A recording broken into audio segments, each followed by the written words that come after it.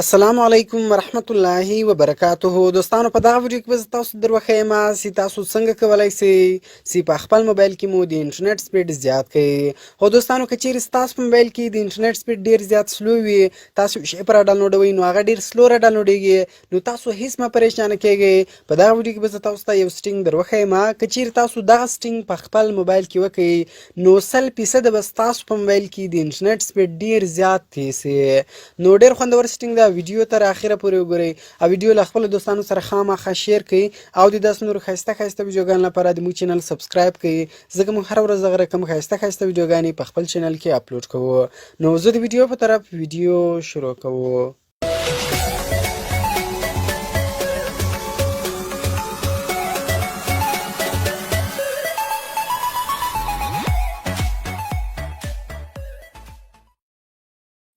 نو د لپاره به سمپل اول تاسو د خپل موبایل سیټینګز خلاص کړئ. کله چې تاسو د خپل موبایل سیټینګز خلاص کړئ نو بیا په سیټینګز کې اول اپشن راځي کنیکشنز. په دغه کنیکشنز باندې به تاسو کلیک وکړئ. کله چې تاسو په کنیکشنز باندې کلیک وکړئ نو بیا لاندې موږ سره یو اپشن راځي د موبایل نیټورکس په نامه باندې. نو په دغه موبایل نیټورکس باندې به تاسو کلیک وکړئ. کله چې تاسو په موبایل نیټورکس باندې کلیک وکړئ نو بیا موږ سره دا رقم شکل راځي. نو راځو اول سیټینګز تاسو ته دلته درښیم. ګوره په دې کې دویم اپشن راځي د نیټورک موډ په نامه باندې. نو په دغه نیټورک موډ باندې به تاسو کلیک وکړئ. کله چې تاسو په نیټورک موډ باندې کلیک وکړئ، که چیرې ستاسو په موبایل کې د نیټورک موډ په 3G 2G اټو کنیکټ باندې ولاړ وي یا په 3G اونلی باندې ولاړ وي یا په 2G اونلی باندې ولاړ وي، نو تاسو به دستي په خپل موبایل کې د نیټورک موډ سیټینګز د هغه به په LTE 3G 2G اټو کنیکټ باندې ودروئ.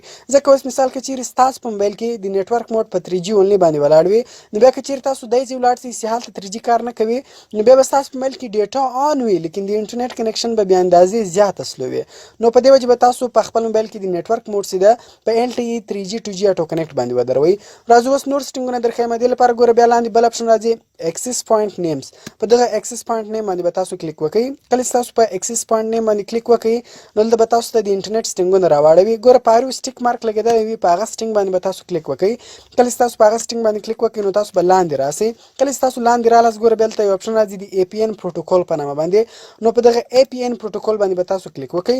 کله چې تاسو په APN پروتوکول باندې کلیک وکړئ نو ستاسو په موبایل کې به د APN پروتوکول سیټینګز د هغه به یا په IPv4 باندې ولاړ وي یا به په IPv6 باندې ولاړ وي. نو تاسو به دغه سیټینګز د په IPv4 یا په IPv6 په دغه دریم اپشن باندې به ودروي. ځکه که چیرې ستاسو په موبایل کې د APN پروتوکول سیټینګ په IPv6 باندې ولاړ وي، نو بیا که چیرې ستاسو په موبایل کې IPv6 کار نه کوي، نو بیا به څنګه ستاسو په موبایل کې د انټرنیټ کوم کنیکشن سي دغه به تیز کار وکړي.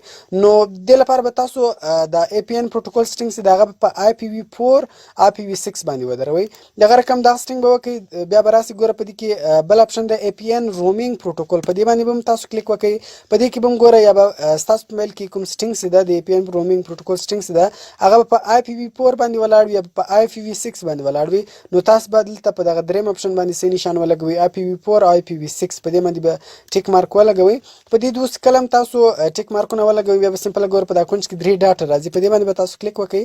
کله چې تاسو په دې باندې کلیک وکړئ لاندې بیا دویم اپشن راځي سیو، په سیو بټن باندې به تاسو کلیک وکړئ. کله چې تاسو په سیو بټن باندې کلیک وکړئ نو ستاسو په میل کې به دستي ډیټا بند سي، بیرته به دستي خلاص سي.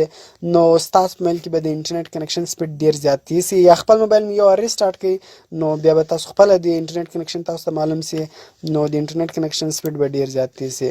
نو د دغه سټینګ په ذریعه سره تاسو په ډیره اسانۍ سره خپل د موبایل د انټرنیټ سپیډ زیاتولای سي. نو کوم چې ویډیو خوښ شوی ویډیو در سره لایک کړئ، له خپل دوستانو سره خامخا شیر کړئ او د داس نور ښایسته ښایسته ویډیوګانو لپاره د موږ چینل سبسکرایب کړئ، ځکه موږ هر ورځ دغه رقم ښایسته ښایسته ویډیوګانې په خپل چینل کې اپلوډ کوو. نو ملاوي په نور ښایسته ښایسته ویډیوګانو کې په دعاګانو کې مې یاد ساتئ. د خدای په امان.